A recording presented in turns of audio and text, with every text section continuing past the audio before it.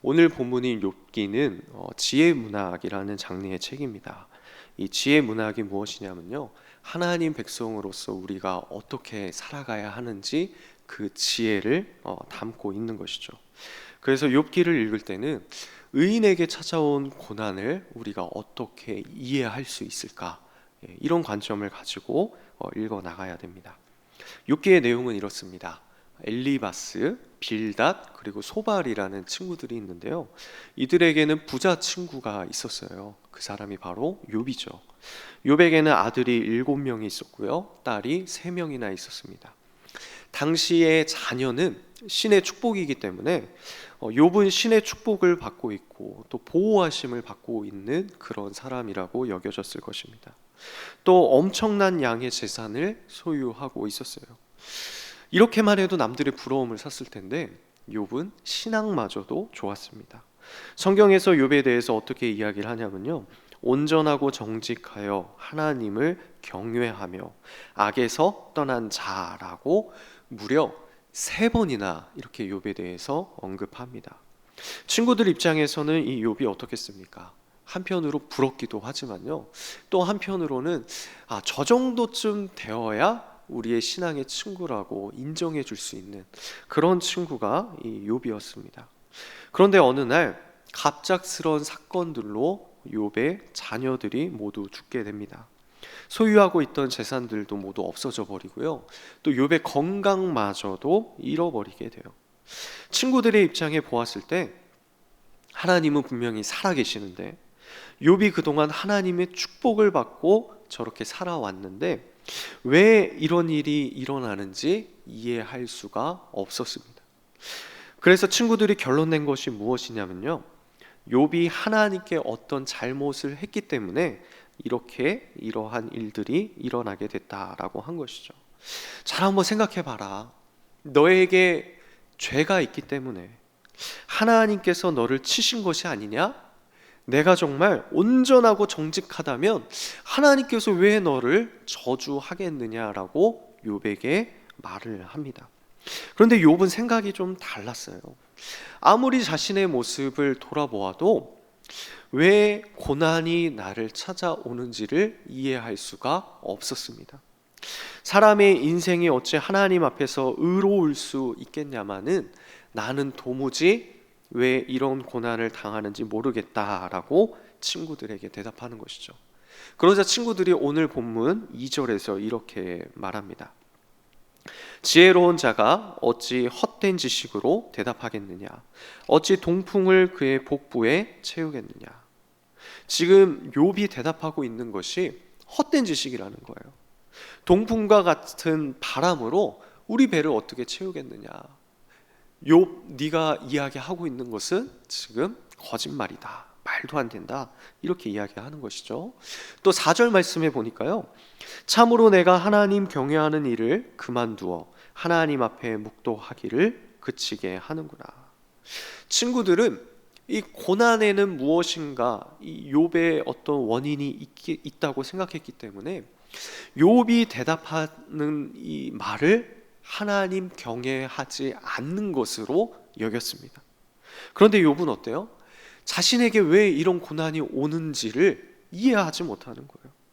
왜 하나님은 하나님을 잘 섬기고 있고 또 가문 대대로 신앙을 온전히 하나님께 올려드리고 있는 나에게 이런 고난을 주시는지 이해할 수가 없었습니다. 사랑하는 성도 여러분, 고난에 이유가 있을까요? 물론 이유가 있을 수도 있습니다. 나의 죄나 어떤 실수로 인해서 고난이 찾아올 수도 있습니다.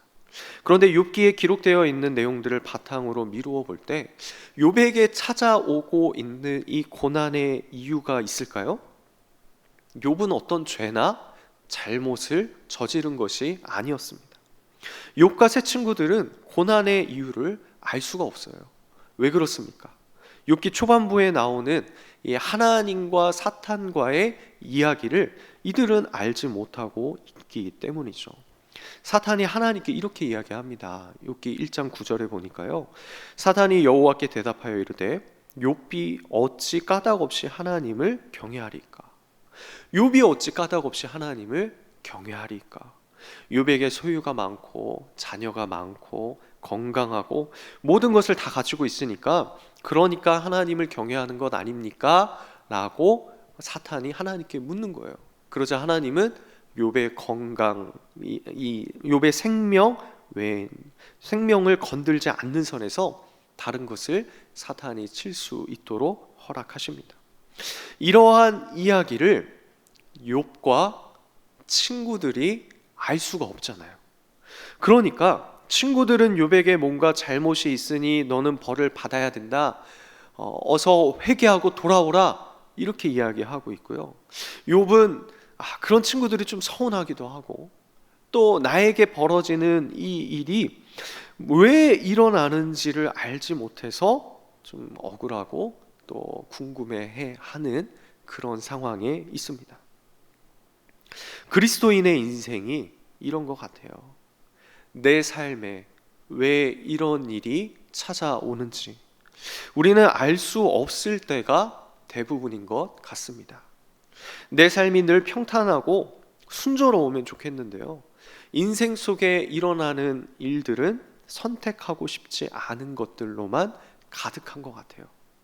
남들은 다 잘 살고 있는 것 같은데 왜 나에게만, 꼭 나에게만 이런 일들이 안 좋은 것들로 종합 선물 세트처럼 줄줄이 이어져서 들어오는지 이해가 되지 않습니다. 이런 고난의 삶을 우리는 살아가고 있어요. 이제 하나님이 욥에게 나타나셔서 말씀하십니다.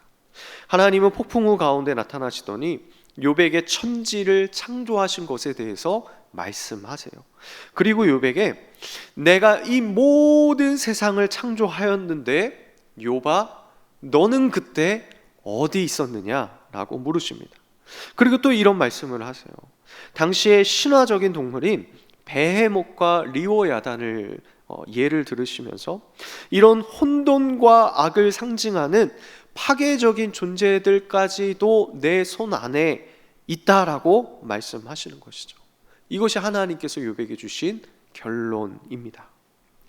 우리는 이러한 욥기의 말씀을 통해서 이해되지 않는 고난을 그리스도인으로서 어떻게 살아가야 할지 크게 두 가지 지혜를 얻을 수 있을 것 같아요. 첫 번째는 우리는 인생 가운데 일어나는 고난에 대해서 모두 이해할 수 없다는 것입니다. 어떤 사람도 예외 없이 인생에는 고난이 찾아옵니다. 어른들만 고난이 있는 건 아니겠죠. 지금 함께 가족들이 예배 드리시는 가정들도 있을 텐데 옆에 있는 자녀들을 한번 쳐다보십시오. 이 아이들에게도 고난이 있습니다. 어린 갓난아기에게도 고난이 있습니다. 고난이 있냐고 물어보면 수도 없이 막 예배 끝날 때까지 이야기가 나올 거예요. 그 고난의 정도가 다르고 내용이 다를 뿐이지 사람은 그 어떤 예외도 없이 고난을 겪어갑니다.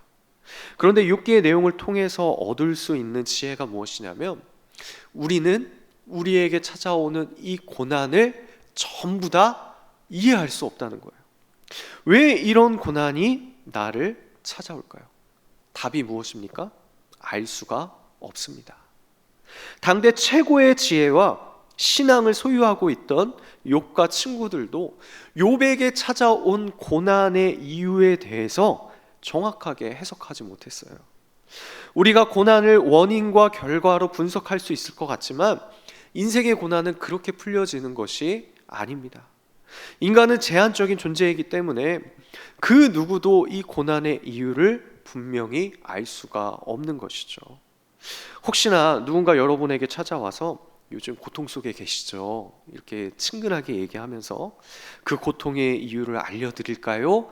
이렇게 접근하는 사람이 있으면 반드시 그 사람을 피하시길 바랍니다. 지금 우리는 코로나19라는 엄청난 고난 속에 있습니다. 어떤 분들은 교회당에 나와 예배하지 못하는 일이 이렇게 갑자기 일어날 것이라고는 생각도 하지 못했다라고 말씀하십니다. 또 어떤 사람들은 지금 일어나고 있는 일들이 한 번도 겪어보지 못했던 일이라고 하면서 어떻게 대처해야 될지 참 마음이 힘든 분들도 계십니다. 또 이 상황이 언제까지 장기화될 것인지 여러 예측들을 할 수는 있지만 그 누구도 이것을 장담할 수가 없어요. 역사 속에서도 여러 전염병들이 있었습니다. 그리고 그것들로 인하여 지금 우리가 받는 이런 충격들을 받았을 거예요. 하지만 고도의 과학과 의학이 발달된 지금 이 시대와 비교하기에는 무리가 좀 있을 것 같아요. 많은 사람들이 이 고난의 이유를 해명하려고 합니다. 그런데 이 코로나19 또 우리 삶의 고난, 이유가 무엇입니까? 그것은 우리가 알 수가 없어요. 우리가 고난의 이유를 분석하고 우리 자신을 지킬 수가 있습니까? 우리는 그것을 할 수가 없는 것이죠. 예수님께서는 제자들에게 자신의 십자가 죽음을 말씀하셨습니다. 자신이 죽어야만 생명을 이룰 수 있다라고 말씀하셨어요. 그런데 베드로는 예수님께 어떻게 반응합니까? 마태복음 16장 22절에 베드로가 예수를 붙들고 항변하여 이르되 주여 그리 마옵소서, 이 일이 결코 주께 미치지 아니하리이다. 요한복음 13장 37절에 베드로가 이르되 주여 내가 지금은 어찌하여 따라갈 수 없나이까? 주를 위하여 내 목숨을 버리겠나이다. 베드로는 자신이 예수님을 지킬 수 있을 것이라고 생각했습니다. 베드로는 자신이 자신의 스승이신 예수님을 아주 잘 알고 있다고 생각했어요. 그런데 예수님의 반응은 무엇이에요? 베드로가 닭이 울기 전에 3번이나 자신을 부인할 것이라고 말씀하십니다. 심지어 베드로를 사탄이라고까지 말씀하시는 거예요. 이 상황을 베드로는 이해할 수가 없었습니다. 그런데 예수님의 말씀처럼 정말 닭이 3번 울기 전에 3번이나 예수님을 부인하게 된 거예요. 예수님은 십자가에서 돌아가셨고요. 더 이상 베드로에게는 희망이 없었습니다. 자책한 뿐이고 상처뿐이었어요. 그런데 갈릴리 바닷가에 있던 제자들에게 죽은 줄만 알았던 예수님이 찾아오신 거예요. 그리고 이렇게 물어보십니다. 요한의 아들 시몬아, 내가 이 사람들보다 나를 더 사랑하느냐? 베드로의 마음이 어땠을까요? 베드로는 내 주님, 내가 주님을 사랑하는 줄 주님께서 아시나이다 라고 고백하죠.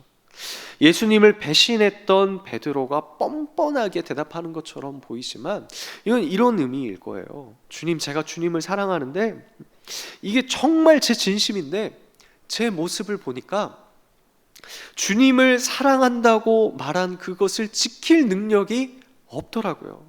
주님께서 이것을 아시지 않습니까? 저를 좀 이끌어 주십시오 라고 고백한 거예요. 그러니까 예수님께서는 이 모든 상황을 다 아시고 결국에는 베드로에게 이 고백을 받아내신 것입니다. 그렇다면 우리 인생의 고난이 찾아오는 이유가 무엇일까요? 정답은 하나님입니다. 어떤 하나님입니까? 창조주 하나님입니다. 모든 세계가 다 하나님 안에 속해 있습니다. 당시 혼돈과 악의 상징인 베목과 리오 야당 같은 이런 짐승들까지도 하나님 안에 속해 있어요. 하나님의 손 안에 들어가지 않는 것이 없습니다. 이것이 욥기가 말하고 있는 그리스도인이 살아가는 지혜인 거예요. 우리 인생을 찾아오는 고난의 이유를 우리는 알 수 없지만 이 고난까지도 누구에게 속한 것입니까? 하나님입니다. 나는 이 고난의 끝이 언제일지 모르지만 이 고난의 끝은 누가 알고 계십니까? 하나님이시죠. 코로나19로 인하여 지난주 교회 출석했다고 직장에서 말하기가 꺼려지는 이 상황 속에서 세밀하게 우리를 움직이고 계시고 모든 것을 주관하시는 분이 누구십니까? 하나님이세요. 하나님, 하나님, 하나님. 하나님은 우리 자신이 아니라 모든 인생의 대답으로 하나님이라는 그 답을 우리 입술로 받아내고 싶으신 거예요. 고난의 이유는 무엇인지 이해되지 않습니다. 하지만 욥기를 통해서 분명히 알 수 있는 것은 고난보다 크신 분이 계신데 그분이 하나님이시라는 것이죠. 그분은 살아계시고요, 그분은 우리를 사랑하십니다. 이것이 이해되지 않는 고난을 살아가는 그리스도인의 모습인 것이죠. 또 욥기를 통해서 우리가 알 수 있는 두 번째 지혜는 무엇이냐면, 고난은 기회가 된다는 것입니다. 고난이 고난으로만 끝나버린다면 우리에게는 소망이 없을 거예요. 그런데 우리를 사랑하시는 하나님은 이 고난을 통해서 기회를 만들어 가세요. 그리스도인은 위기가 기회가 됩니다. 욥은 이해되지 않는 고난의 시간들을 지내면서 결국엔 하나님을 대면하였어요. 그리고 고난 속에 이해할 수 없었고 때로는 하나님께 불평불만을 토로했던 그 모든 순간들도 자신이 생각으로 헤아릴 수 없는 이 크신 하나님 안에 있다는 것을 깨닫게 된 것이죠. 신앙의 기초가 창조주 하나님 안에서 다시 정리가 되고 정립된 거예요.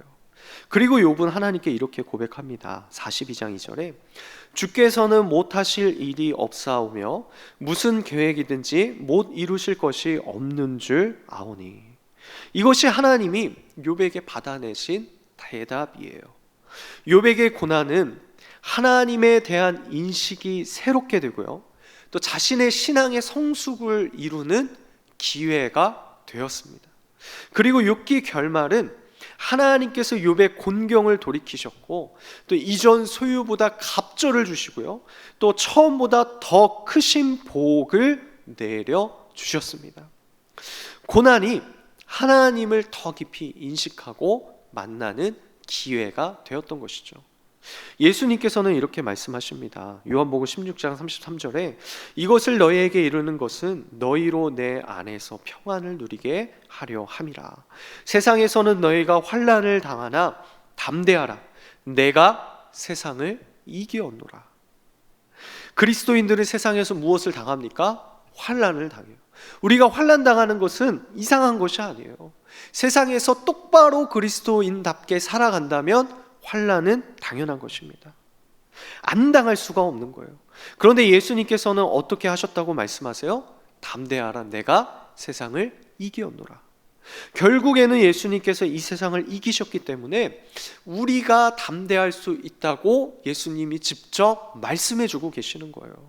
우리가 이 땅에서 당하는 이해되지 않는 고난의 그 과정들은 이것을 이해하고 확인하는 기회입니다. 지금 우리는 고난 속에 있어요. 아니, 지금 이전에도 우리에게는 고난이 참 많이 있었습니다. 늘 이해할 수 없는 고난 속에서 살아왔던 것 같아요. 그런데 그리스도인의 고난과 환난의 결과는 무엇입니까? 예수 그리스도의 승리입니다.